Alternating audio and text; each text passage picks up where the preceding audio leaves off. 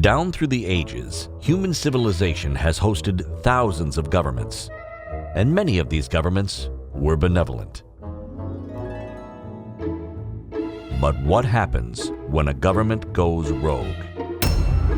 And what happens to its citizens when power corrupts?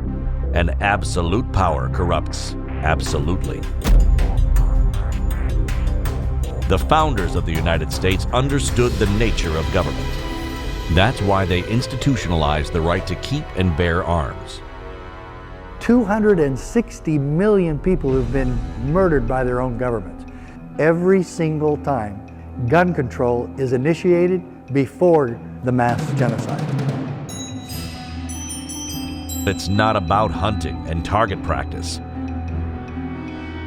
It's about good guys with guns, because sometimes the police just can't get there in time. 432 Mandalay Bay. I have the floor. And sometimes the police are present too much of the time. Ask the citizens of Nazi Germany or Stalin's Russia. Good Guys with Guns, how an armed citizenry addresses both tyranny and atrocities. Schools, concerts, churches, all microcosms of governments, nations, and countries. And in each, sometimes the only way to stop a bad guy with a gun is a good guy with a gun. The reason why he was effective is because he was there. And he had decent training, and he had an AR-15. Everyone in the community must be armed. You must have armed people in the pool of intended victims. The Founding Fathers put it this way: a well-regulated militia is necessary. The right to keep and bear arms shall not be infringed. The truth is that our society is populated by an unknown number of genuine monsters. So, why doesn't the gun control lobby get it? What's in it for them? Why do Big Pharma and the mainstream media hide data on psych drugs? What do they know that we don't?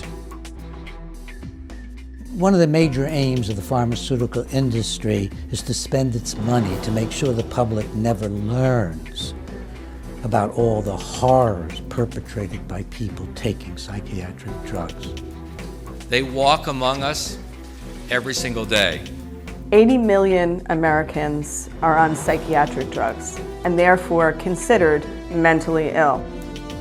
From the producers of Molon Labe and Midnight Ride, Matrix Entertainment, in association with Oath Keepers, presents Good Guys with Guns, a film the gun control lobby will hate, a film the mainstream media will blacklist.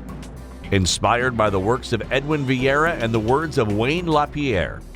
The only thing that stops a bad guy with a gun is a good guy with a gun. There's a very definite difference between a good guy with a gun and a bad guy with a gun. It's a matter of heart. Do mass shootings and other atrocities advance the globalist agenda? Eminent conspiracy theorists say they do. And the idea that they don't exist in government is absurd. That's where they always exist, because that's where the greatest prize is. The greatest amount of money is sitting in government coffers. Good Guys with Guns explores what the deep state, Big Pharma, and the media control group never talk about. Good Guys with Guns reveals the profitable psych drugs active shooters prefer. A James Jaeger film, not coming to a theater near you. Where most accidents occur in a home with a child and a gun involves a child whose parents never teach them hands-on. They just say to them, don't touch. If you see a gun, don't touch, don't touch. Isn't it time for fewer gun-free zones and more good guys with guns? Gun-free zones are actually murder magnets. And so for people to insist that we can only be safe in a gun-free zone is to fly in the face of almost 70 years of history.